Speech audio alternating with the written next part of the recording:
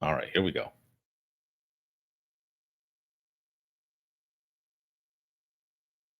All righty. Good afternoon, everyone, and welcome. I am super excited for this session, and I'm looking down right now in the bottom left-hand corner.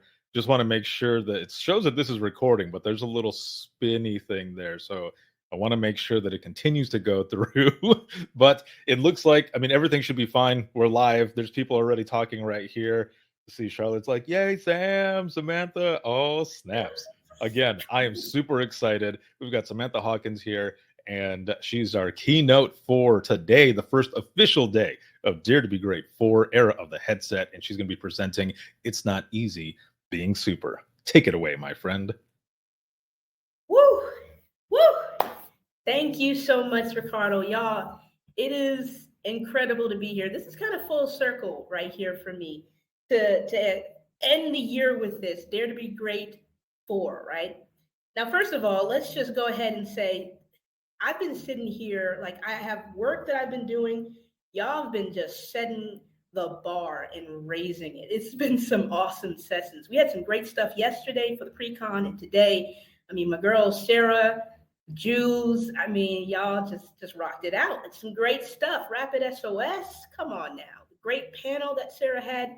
So here I am stepping into this mix, and I'm like, all right, I get it. It's a good thing this is not competition, right?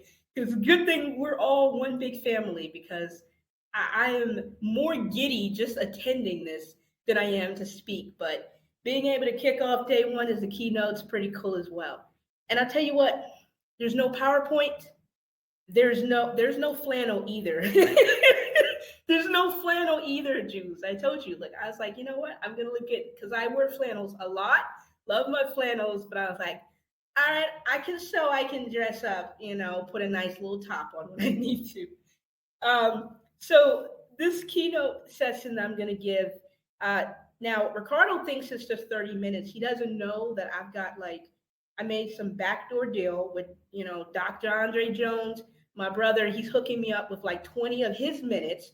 So it's really going to be a 50. No, I'm just kidding. I am excited about Andre's, and that's going to be a great session. So I'm going to take this next 30 minutes, and I tell you what, it's not going to be any slides, no audios except for my voice, no other visual aids. I'm not even going to teach you anything today. God, it's not going to be that kind of a presentation. I love training. I love teaching. I love doing that. But I'm not going to teach you a thing. I'm not even going to tell you anything that you probably don't already know. Today, I'm going to do something that I enjoy just as much as training and teaching. It's the opportunity to hype y'all up. We're going to have a conversation. I'm going to talk directly to all of you, my heroes, my superheroes. I'm just going to hype you up. This session is called It Ain't Easy Being Super. But the backup title to this was Super Is What Super Does. And we're going to talk about what makes all of you so super in this profession, in this line of work. So we always say that not everybody can do our job. And that's half true. Thing about it is that this profession is made up of everybody. You take my center, Marietta, Georgia, Cobb County Department of Emergency Communications. We've got everybody racially, ethnically, personality-wise, backgrounds, different walks of life. We have people here who were once bankers, accountants, writers, librarians. We have someone here who once worked for a matchmaking company, and now this is what they do for a living. So in a sense, yeah, not everybody can do this job, but the superheroes among us can. A couple of months ago, I was talking to my brother, and just to paint the picture of who my brother is for you, he's a Marine. You know how it works. Once a Marine, always Marine. My brother gave 8 years of his life to service to his country. So he's one of the heroes in my book. Him and I were talking, And we're just going back and forth talking about staffing crisis going on in public safety. And I'm filling him in and all this stuff because he'd seen articles and everything. Yeah, hoorah. He's seen articles and we're going back and forth. And I'm telling him, and I wasn't exactly bemoaning, or anything, because I love 911, but I'm just saying, like, dude, it's a desperate situation. We need people. We need folks in the seat and everything. We, sometimes it feels like we can't retain. We can do everything in our power, but some people just leave, and we're talking about this. And he's just going, and he's listening to me. And then he turns around and he chimes up and he says, "But sis, aren't you lucky?" And I sat back like, well, wait a minute. Now, dude, I know you didn't just like ignore everything that I just told you. I just told you about the staffing crisis and everything and wearing the multiple hats, and we're doing so much and every division short. And I said, well, what do you mean? And he goes, well, hear me out. I know your job is hard. I know it's stressful. I'm not taking that away from you. I'm not discounting that.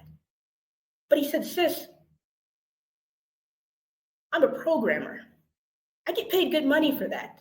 I help build networks. A good day for me is that's what I do. I used to be in the military, but I don't do that anymore. So a good day for me is I've built a network. I go home to my family. I said, it's been a good day. He said, but he says, I don't get to go home and have the satisfaction and the fulfillment of knowing that I've actually impacted a life today. He said, sis, do you know who I tell my friends is my hero? I say my sister. I say my sister's agency, her department. Those are heroes to me. So I hear what you're saying, sis, but come on. Can you really beat a job like that? Where you wake up knowing I'm going to go in to work and someone's going to be impacted by my voice today, by my words today.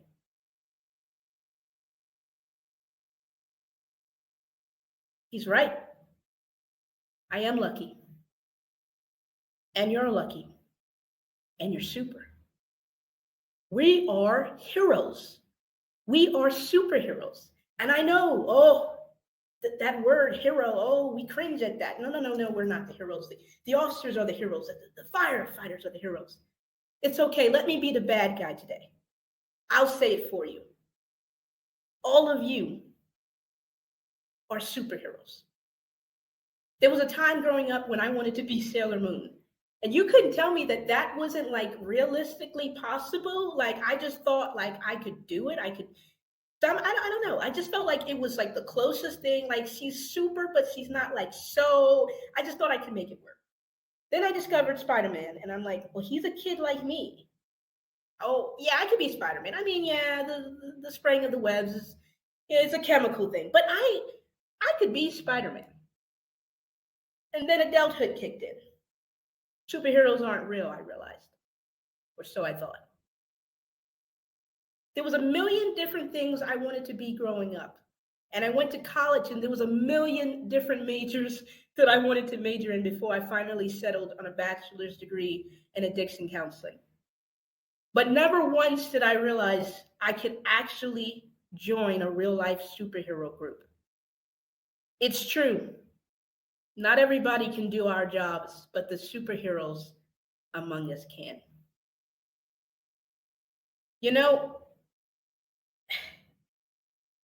We don't say that we're ever just anything, right?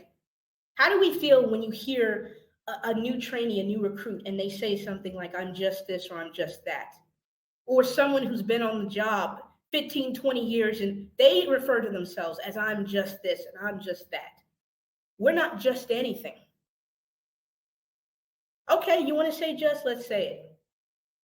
We're just the calm in the chaos. We're just the lifeline, literally, for some of the people in their worst moments. We just secure scenes and we just make our community safer. Okay, fine. We're just supervisors supervising our people during staffing crisis. We're just directors who have to be strong and yet show just enough vulnerability to our people to let them know that, yes, I hurt with you. I feel the brunt of the pain you're feeling during a staffing crisis. So I'm going to show a little bit, just enough humanity, but I can't break down because I've got to be strong for my people. So yeah, we're just that. We just happen to take calls where people are in the lowest moments of their lives sometimes. Not everybody can do our job, but the superheroes among us can. And we are super. We all have special abilities. I know dispatchers who can read a map like it's nobody business. We've got people literally right now on the floor right now in our center. And I know in every agency is like that. A sergeant keys up, it's like radio. We're about to start this K9 track. We're going to start, we got to set up a perimeter. And the dispatcher's like, hold my map book. Let me tell you where you need to set up. You need to be here, here, and here, post it here, and just for good measure, have someone posted this. Get right on the street as well. That's a special ability. You don't think of it as super because it's so normal for us, right? Everything we do, it's just our norm. It's ordinary for us. And we say things like, it's just our job. You don't have to thank me. It's just what I do. But for the outsider looking in, they're like, whoa. I see the faces of new recruits who are just sitting on the floor observing, and they go, you mean to tell me I can do that? You mean I can get to that point and do that? Oh my goodness. Everybody can't do our job, but the superheroes among us can. Some people have the special ability that they can disarm anyone on a call just with the kindness and the courtesy in their voice. And you can be sitting there and listening and like, I just took that caller an hour ago and they was just hysterical and they're yelling in my ear, and you brought them from here to here. It's a special gift and it's a superpower. And not every job is lucky enough to have people like that. But our line of work does. How many times do we celebrate each other, our abilities, our superpowers? I know all the conversation is about, oh my gosh, we're losing people left, right, and we can't keep them. But when is the narrative ever the folks who are still here, who show up and stick it out and give 120% of themselves?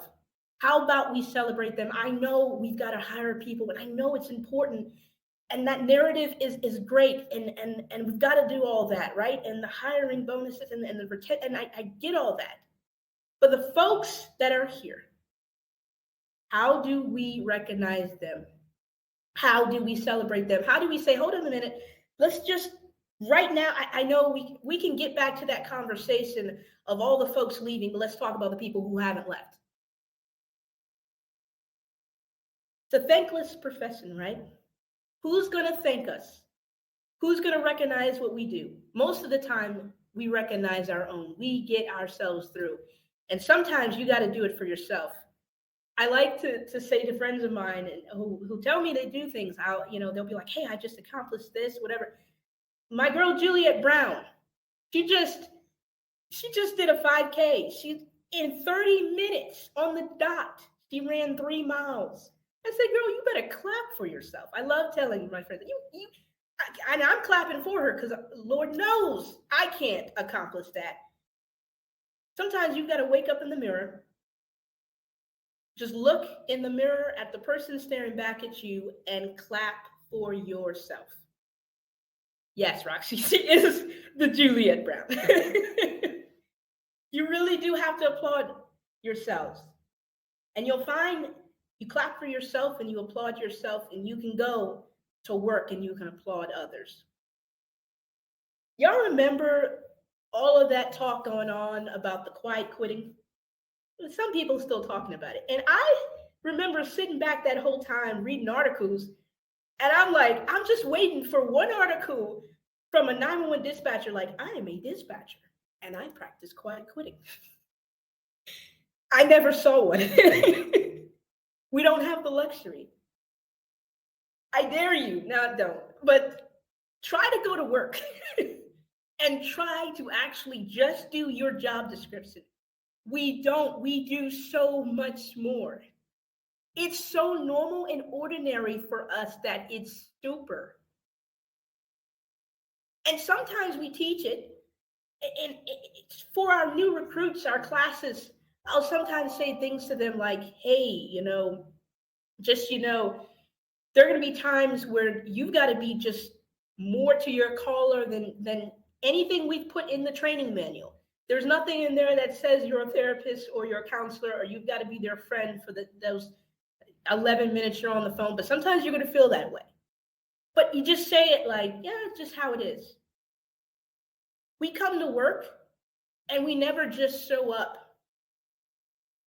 It is a given that we're going to give so much more of ourselves than what the job description that was on the original job posting, the original job posting when you first applied to the job. We just naturally do so much more and we don't realize it because that's how super we are.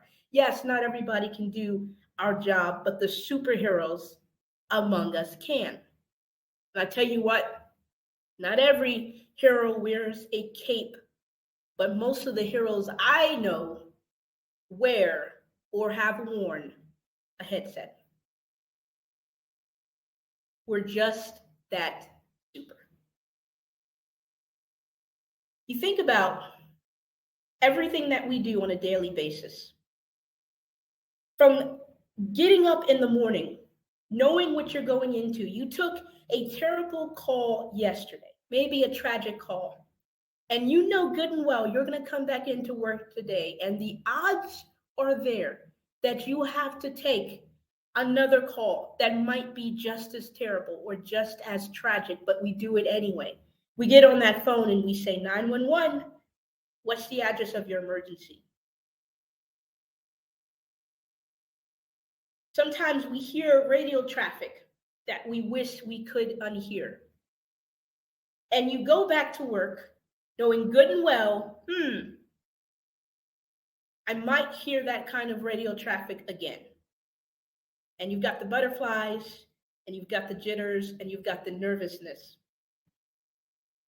Because you've heard that it could happen, but you've also know people who's gone their entire career and has never heard that kind of radio traffic, or never had that kind of experience at their center, or never personally experienced it.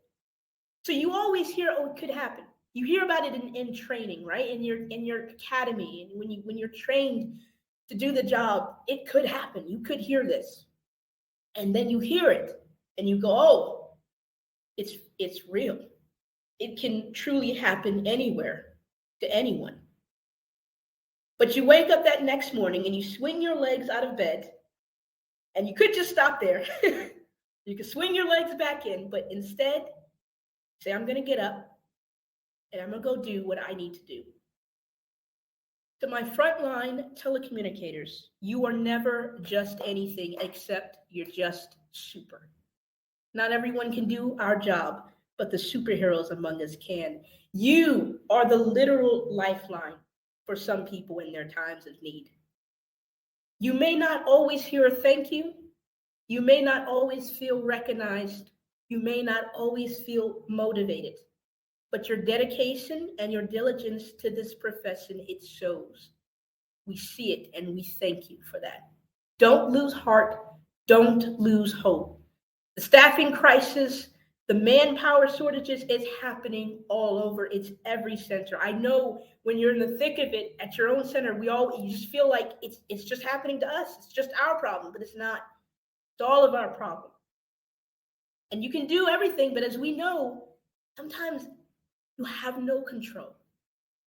Economy, different things going on, you just can't. All you can do is show up. And yes, like Roxy said, it's not even just 911. It's not just 911, it's every sector of public safety, and it's not even just public safety.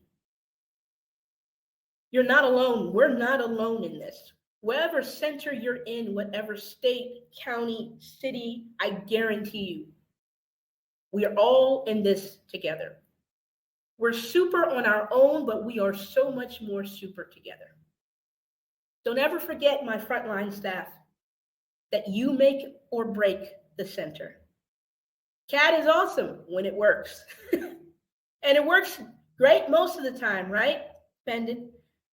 But sometimes it crashes, we lose our head a little bit, but we work around it, we work through it. But I've said this before, I would take CAD crashing any day of the week before you ever see one of my own crash and burn. We can replace CAD, but it's a lot harder to replace our own. So we've got to keep building each other up. Remind each other that you're super. You're super. Not everyone can do our job, but the superheroes among us can. And that's us. You know, our supervisors, our managers that's on the floor, I know y'all get a bad rap sometimes. I know what it is to be in the seat, to be on the floor full time, and you look and you go, what are you doing? What are you doing, right? You just having one of those days where you're just like, everything's just annoying you, and you see your supervisor get up off the floor and is walking, you're just like, where are you going? What you doing? You going to the vending machine again? It just, everything's bothering you. Realize that we're all got our own invisible battles going on in 911. Support each other. It shouldn't be an us versus them. Shouldn't be that. It's not us on the floor versus our supervisors. And it shouldn't be supervisors versus us on the floor. We are super when we work together and when we support each other. It ain't easy being super, but we've got to do it. Somebody has to do it. For all of my directors, deputy directors, man, the leadership staff, call me a management sympathizer, if you will. I used to be one of those that expected the sun, moon, and the stars from my leadership until I got to kind of peek behind the curtain and see what y'all deal with. I know it's lonely at the top.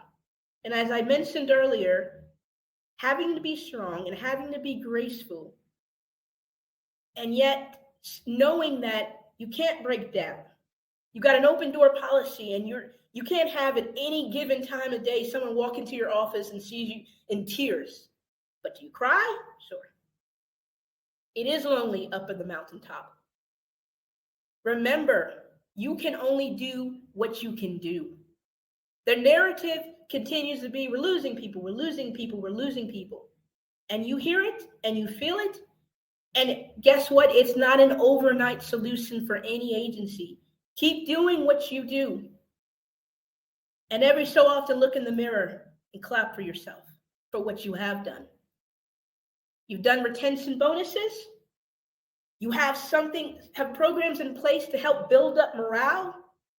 You do TikToks, Roxy.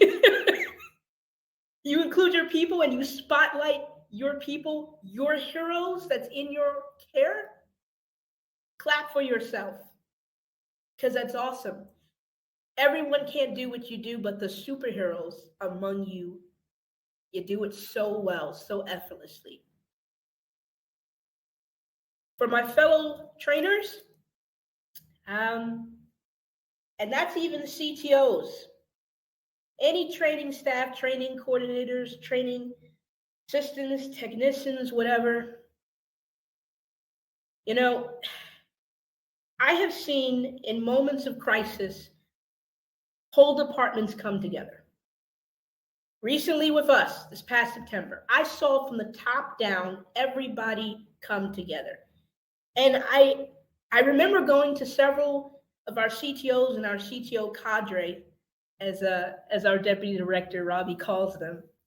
Our CTO cadre, I would talk to them, and we had so many brand new ones. And I'd say, hey, I know that dealing with the crisis of our line of deaths, shootings, you're training through this. right? And you're training resiliency. It's hard. We all was impacted in some way, whether or not we knew these deputies. But then what? Work goes on, life goes on. And it's hard sometimes. These are brand new CTOs training brand new people, brand new to the world of 911 in the aftermath of that. Y'all, not everybody can do that, but the superheroes among y'all can. It's super. It is super to be in a line of work where you are training coworkers, Robbie's words, my deputy director, training coworkers. And also, guess what? Training future supervisors, future trainers, future directors, deputy directors, supervisors, managers. And you are playing a part in that. You are impacting future generations. If you didn't realize how super training is, realize it. And you don't have to get a thank you every day. We do this job day in, day out, every department, all of us, those on the floor, on the operations side, supervisors, directors. We don't need thank yous. We don't need sticky notes that say thank you. We don't have to get an email every single day. You're doing a really great job. It's cool. But sometimes you got to look in the mirror and go, clap for yourself. Know that you impacted a trainee, a recruit that day before. Know that they're going to go on and in some way they're going to impact future generations of 911 professionals. That's superhero work right there. And we are lucky when you think about it. There's so many jobs out here, and everybody has a job for them. Everybody has some job for them. So this isn't taking away from anyone's job, but I tell you what, I wouldn't trade in the world what I do. Teaching and training people, even during this staffing crisis. Training them, coming into work and knowing that you yourself might wear multiple hats, and knowing how stressed out the people on the floor are and how stressed out you can be, and knowing the invisible battles that your own directors and deputy directors have to fight. And then you go and you have this class of 10 or 15 recruits looking at you, wide-eyed and fresh-faced. They don't need to hear about the narrative. They're going to hear it. They're going to hear about retaining people and trying to hire. But the narrative they need to hear is y'all are here and y'all are willing and ready to learn. Let's talk about stirring up your fire and your passion and building you up so you can be incredible. Yeah, I know y'all hear about the hiring and all of that, and we're working on that. But we want y'all to be investing in yourselves. So our training staff, my training staff, all of y'all, wherever agency you're at, clap for yourselves too. We're all in this together. And boy, it's some super work. Super is what super does. And what we do is heroic. I said I'd be the bad guy. When you woke up today, did you feel like a hero? I sure hope you feel like one now. Thank y'all. Ricardo, take it away. Yes. Oh, that was excellent. Let me move myself over here to the main stage.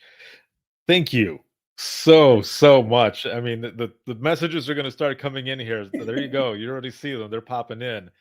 I mean, the entire thing. When you told me in the beginning when we were in the green room that you were just going to be straight up talking, I was like, hell yes. Here we go. Right from the heart.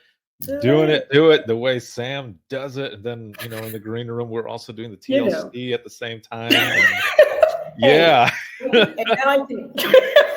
Yes. Now you can celebrate with some Coke. No, I can't open it yet. I have to get through work. I cannot be like, floating on clouds, walking on the ceiling. Well, you won't need that, because I mean, I know, just right? with I'm just everything after this saying. session, right, and reading everything that's on here, I mean, shoot, you'd be floating Oh, hey, I just already. want to say shout out to, because Robert's in the comments. Robert's one of our new trainees. I say new, but he's newest because he is on the floor rocking it out. He's with a CTO now. Robert, I see you. I told you yesterday when you wrote. I love it. We've got trainees and new recruits who are so invested and want to like grow and everything. And Robert's one of those where he's like, I want to know more and more about this and that and Sarah and Ricardo and all these. Yes. And it's just awesome. That's what fires me up. That's what fires me up. If I didn't have that, I wouldn't be in training anymore. But that's what fires me up is it may not be an entire class, but when you've got people in the class, but we have a really great class. All of them are great trainees. But when you've got that and you're looking, you're like, geez. Yes. Hey, that's the difference, Man, it has been amazing since, the moment I even before I met you, I ended up getting the for the scholarship for 2020 Where it a all couple started. years ago now. It's Yeah, full that's where it all circle for me, started. brother. It is full Yeah. circle. I tell you what, because that was like the first time I between, I know the Lord like used both of those opportunities because the scholarship was the first time I really thought about even going to a conference, and you with that funding that, and then Sarah's platform of writing the blog, and that was my finding my voice and everything. And it came at a time in my life when I needed it, like really Yeah. to find my voice. So, y'all, it's full circle to do this. It seriously is. Amazing. Yes. Hey, Well Charlotte. done. Well done. Yes. Thank you so very much once again Thank you. for being one of the keynote speakers and providing this amazing message, and something that we definitely need to hear. And right at the end, when you said when you woke up, did you feel like a superhero? I was thinking I got up. No. But after here, because I was like, all right, here we You go. feel We like got to one jump. night you're like, hey, Oh, hell I yeah. really am one. Yeah, definitely. We'll be dancing some more the rest of the day. So this has been amazing. Again, thank you so very much for everything. And Thank you. man, if anybody wants to get a hold of you, I mean, how can they get a hold of you? I see you on True, Instagram a that's lot, true. So LinkedIn, like. I will just drop this here. I mean, I'm on LinkedIn. Most of y'all Mhm. know me. I'm on LinkedIn. It's in everything. But I will drop my email here in the thingy thing. And is that looks right? There we go. Trey, don't talking about Sam who. You know what, sir? That's why I was gonna take 20 minutes of your session time, but I was gonna be nice. I said I was gonna take it from Andre, and I didn't. Because I let he's my friend. So I didn't, but I was gonna take from you, Trey, but I let you slide this time around. This time. This time. It'll be different for Dare to Be Grade 5. There you go. And I was like, there you go. Like, I don't You know. was agreeing with that. We'll Don't. see. I don't know. We'll see what happens. If people want it, if the demand is there, then we'll think about it. We'll see what happens. We'll see. We sound. Love you Thank you. all. Yes, thank you again. And we'll Thank be going y'all. to the next one here in just one moment. Thank you, everyone.